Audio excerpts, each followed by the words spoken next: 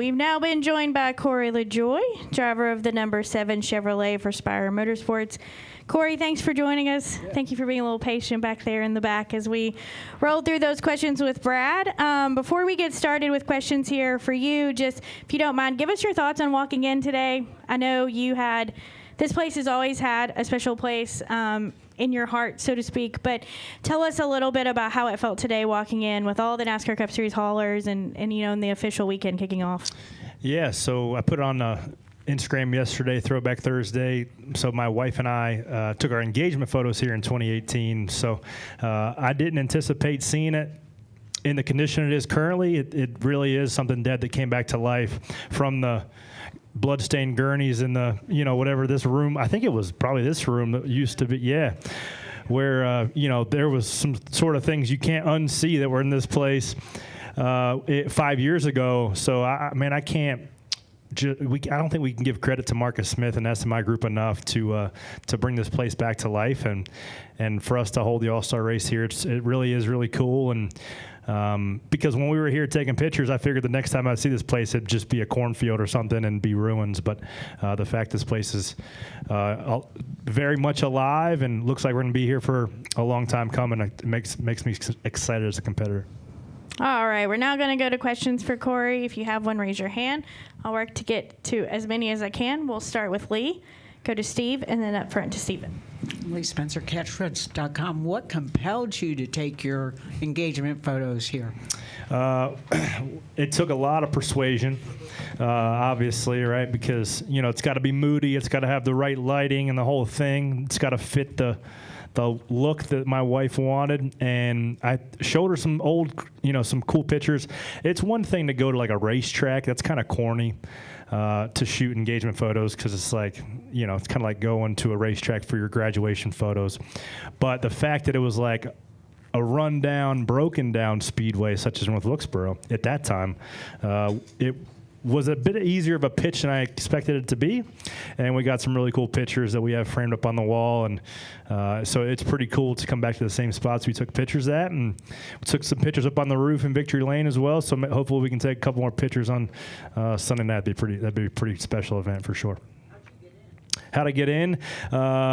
There's a fence with a little gap in it. No, I said we snuck in. We didn't snuck. I called Graham Smith. He asked Dad. He got me in touch with that grumpy guy out front in the trailer with the chocolate lab, and the message wasn't, what's his name, Paul Call. The call did not make it to Paul apparently because I rolled up and he was not too impressed that some people showed up with like a makeup artist, a photographer, and some people done up in nice clothes. So I had to call Marcus up and say, no, I promise I'm allowed to be here, or at least got the okay. So Paul Call, he got us dialed in that day. All right, we're going to go to Steve. Corey, next week is the Coca-Cola 600 at Charlotte Motor Speedway. What to you is about that race makes it one of the crown jewel races, where it fits on our perspective of NASCAR? Just why is that the case, and what do you expect to see when we get to the racing there next week? Yeah, I think we've seen the next-gen car perform the best at the intermediates. And just going to that race as a kid, growing up in your backyard. But those guys really embrace the Memorial Day aspect with all the pre-race festivities.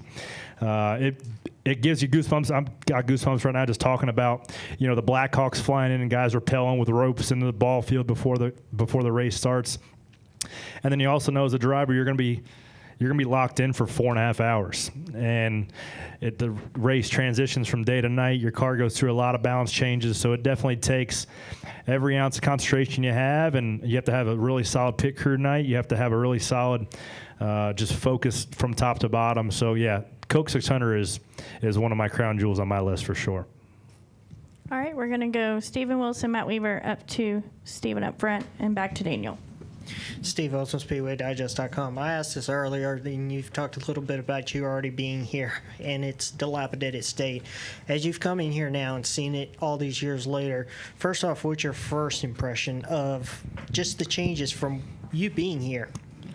Yes, I came to the racetrack revival, the late model race that Dale Jr. ran, what was it, August last year, September. Had the motorhome parked up where they almost have like the they have those temporary suites in the back. Just how much of a facelift that this place has, and how hard those guys, Steve Swift and his team, have worked to get the track surface, like continue to patch that up and put Band-Aids on that 40-year-old surface.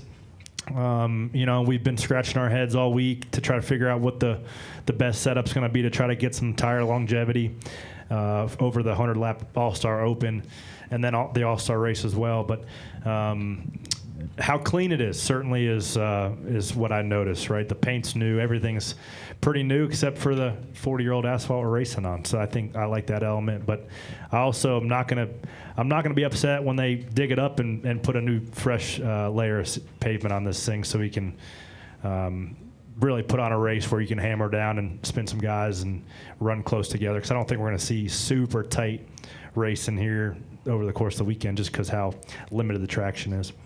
And the second question is that I asked this to Harvick too. Do you advocate coming back here? He said that it doesn't matter to him because he's not racing next year, but since you will be, do you advocate to come back or do something different?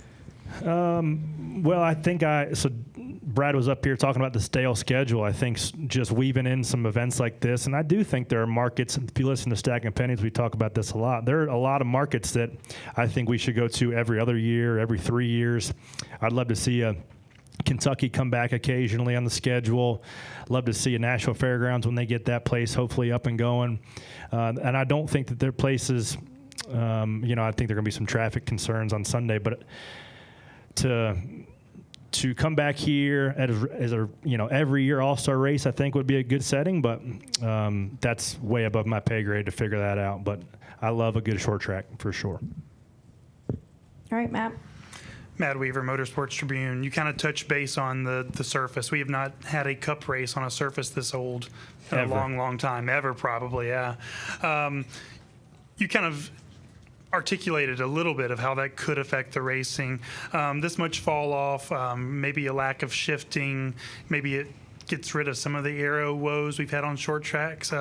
Could there be benefits positively to the racing from that standpoint? Yeah, I think the biggest benefit is that the engineers haven't had a time to like figure it out yet, or like make it bad, because when the engineers have a good validated sim model, a good validated track grip to figure out where the bumps are at, they make the cars drive considerably better.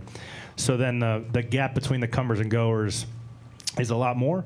But I think you're going to see some guys with their setup skewed more towards short run speed, some guys skewed more towards long run speed, and I do think you're going to get some disparity there towards the back end of the run.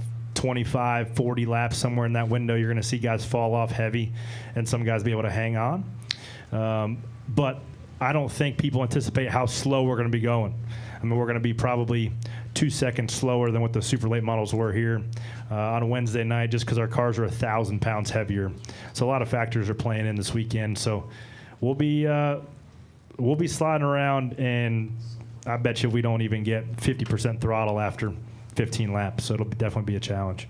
And then as a short track guy, seeing the amount of events that we've had, both cup and short track, right? Darlington, Wilkesboro, Tri-County, a lot of racing this month. How exciting is it to have kind of that Speed Weeks environment here in the Carolinas? Yeah, it's really cool, man. To like Brad said, not have to fly anywhere for 3 weeks in a row is really nice.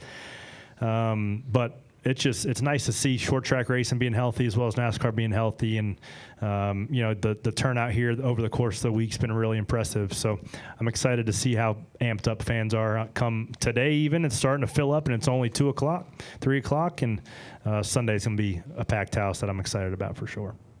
All right, David. Stephen Toronto, CBS Sports. Corey, I wanted to ask you about the All-Star Open, because we've had so many different winners from the start of 2022 through now in Cup that, we've got such a big field for the All-Star race that it's only left about 16 cars for the Open and not a ton of discrepancy in equipment and strength of field.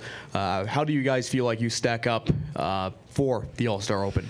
I mean, most of the time we can run 18th to 21st is kind of like our average finishing position. So that would go to tell you that we should be in the mix to be one of those front-end cars in the Open. And I would hate to think that we couldn't give ourselves a fighting chance to be one of those first two positions. My pit crew has been unbelievable this year, so I'm sure they'll lay a heater of a stop down tonight and get us a good starting spot, and then we'll conserve some tires and try to be one of those two guys that transfer. Great.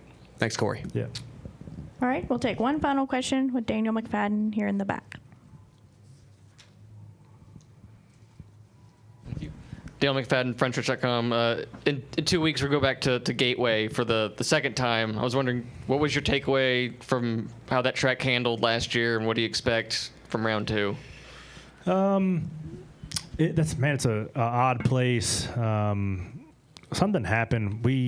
I think we DNF there, blew up or something. So I didn't get a good feel for traffic and longevity of tire and things like that. But I think it's a cool market to go to, and the fans turned out to support it. And I'm a fan of going somewhere new often, just to try to see what works. And I think that our next gen car, as the teams have to understand how to make them go, I think it should be a little bit better race than it was last year. I think it got strung out quite a bit. So I'm excited to go back to Gateway here in a couple weeks. All right, Corey, thank you so much for your time. We wish you the best luck this weekend. Thanks, guys.